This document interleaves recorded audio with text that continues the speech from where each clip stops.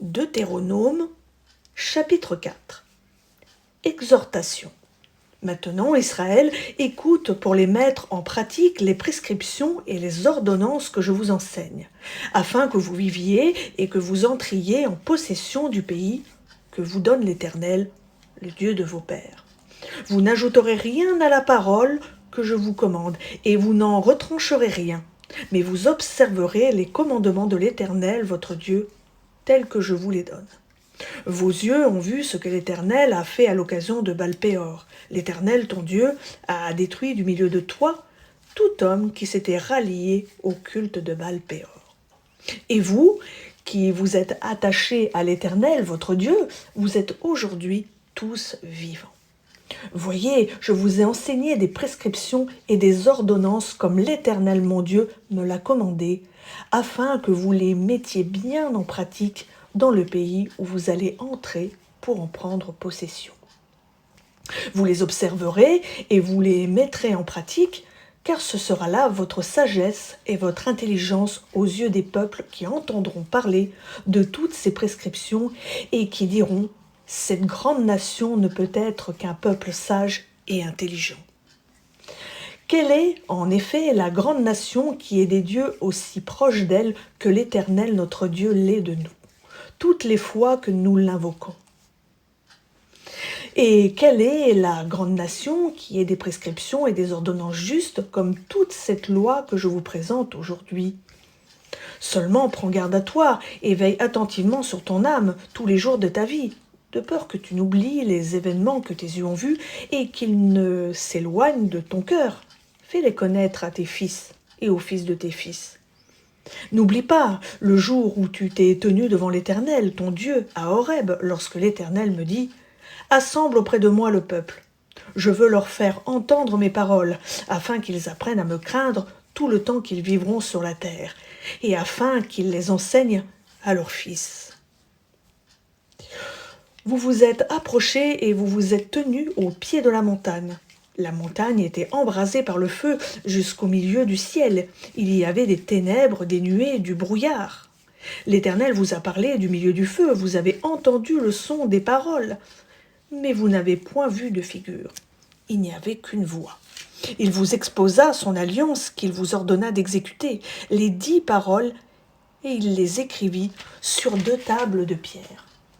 En ce temps-là, l'Éternel me commanda de vous enseigner des prescriptions et des ordonnances afin que vous les mettiez en pratique dans le pays dans lequel vous entrez pour en prendre possession.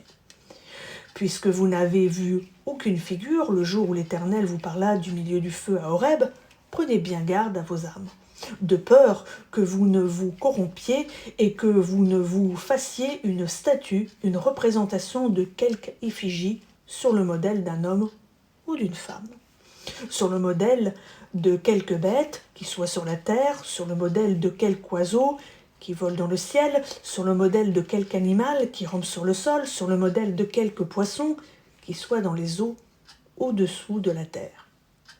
Et aussi, de peur que, levant tes yeux vers le ciel et voyant le soleil, la lune et les étoiles, toute l'armée des cieux, tu ne sois entraîné à te prosterner devant eux et à leur rendre un culte.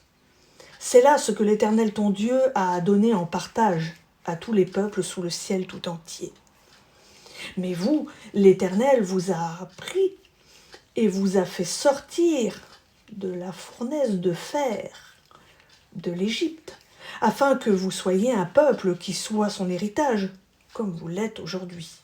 L'Éternel s'irrita contre moi à cause de vous. Il jura que je ne passerai pas le Jourdain et que je ne entrerai pas dans le bon pays que l'Éternel ton Dieu te donne en héritage.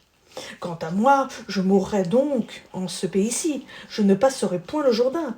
Mais quant à vous, vous le passerez et vous prendrez possession de ce bon pays.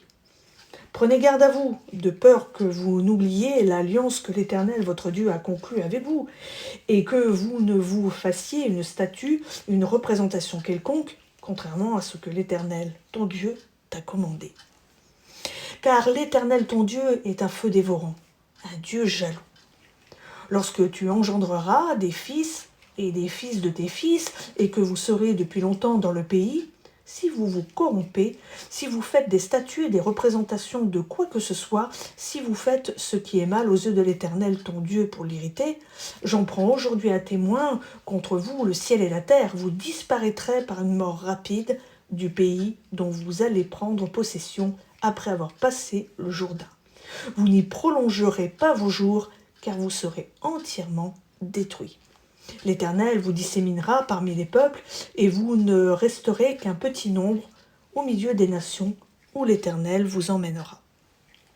Et là, vous rendrez un culte à des dieux, œuvres de main d'homme, du bois et de la pierre, qui ne peuvent ni voir, ni entendre, ni manger, ni sentir.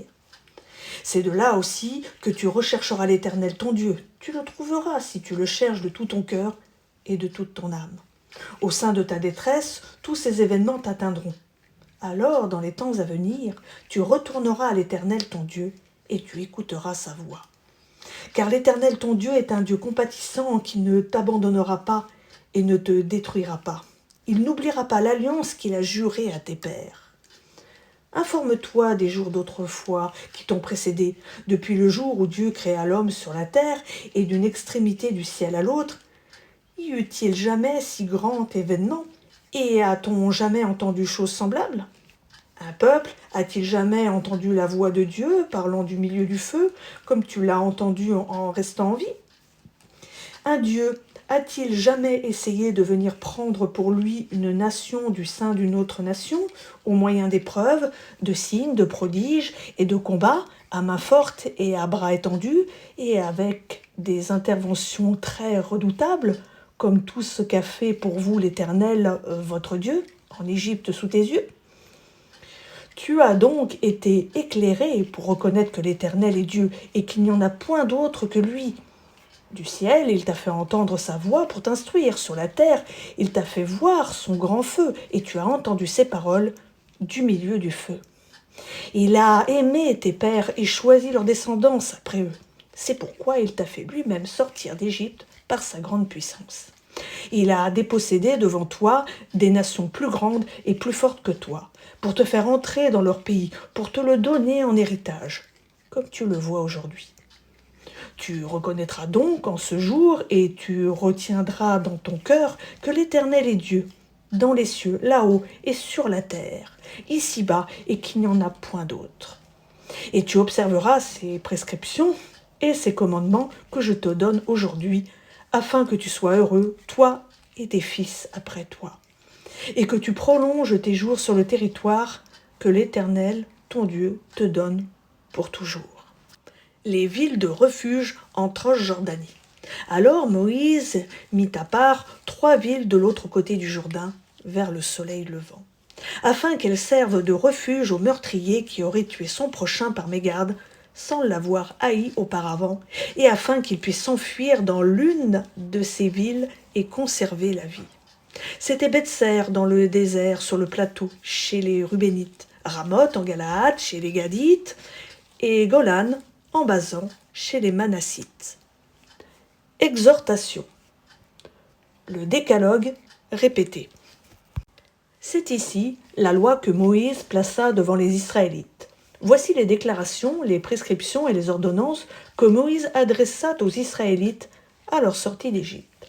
C'était de l'autre côté du Jourdain, dans la vallée vis-à-vis de Beth-Péor, au pays de Sion, roi des Amoréens, qui habitait à Heshbon, et qui fut battu par Moïse et les Israélites à leur sortie d'Égypte. Ils prirent possession de son pays et du pays d'Og, roi de Basan. Ces 2 rois des Amoréens étaient de l'autre côté du Jourdain, au soleil levant, depuis Aroër, sur le bord du torrent de l'Arnon, jusqu'à la montagne de Sion, qui est l'Hermon. Dans toute la Araba, de l'autre côté du Jourdain, vers le soleil levant, jusqu'à la mer de la Araba, sous les pentes du Pisga.